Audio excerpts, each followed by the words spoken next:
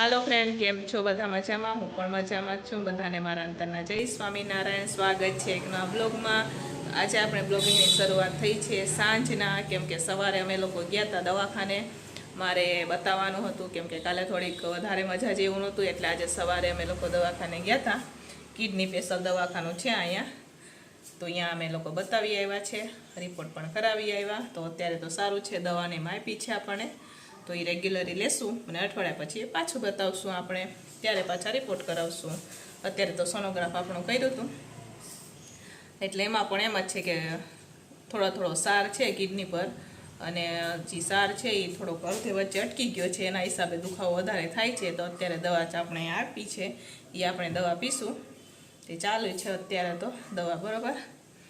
તો અત્યારે આપણે બનાવશું આજે દાળ ઢોકળી ને વઘારેલા ભાત. આજે તો દાળ ઢોકળીનો પ્રોગ્રામ છે, બરાબર, કેમ કે આજે છોકરા ઘરે જમવા આવવાના છે, એટલે એમના માટે આપણે દાળ ઢોકળી બનાવશું. તો વિડીયો છેલ્લે સુધી જોવાનું ના ભૂલતા. તો ચાલો મળીએ થોડીક જ વારમાં. તો અત્યારે આપણે દાળ ઢોકળી બનાવવા માટે દાળનો વઘાર કરી રહી છું. જોઈ શકો છો તમે, સરસ આપણી દાળ વઘારાઈ ગઈ છે. હવે આપણે થોડુંક એટલું પાણી નાખી અને ઉકળવા દઈશું, અને એ દાળ ઉકળે એટલી વારમાં આપણે લોટ બાંધી દઈશું. તો અત્યારે હું લોટ બાંધી રહી છું. તો અહીંયા આપણો લોટ બંધાઈને તૈયાર થઈ ગયો છે, જોઈ શકો છો તમે.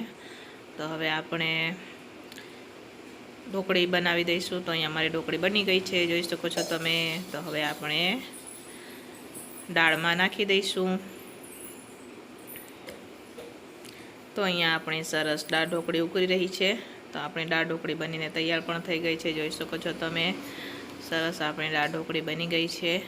તો ચાલો, તમારે પણ જમવું હોય તો આવી જાઓ. તો હવે આપણે ઉપરથી એમાં કોથમીર નાખી દઈશું. તો અહીંયા મેં ઉપરથી કોથમીર નાખી દીધી છે, એમાં જોઈ શકો છો તમે.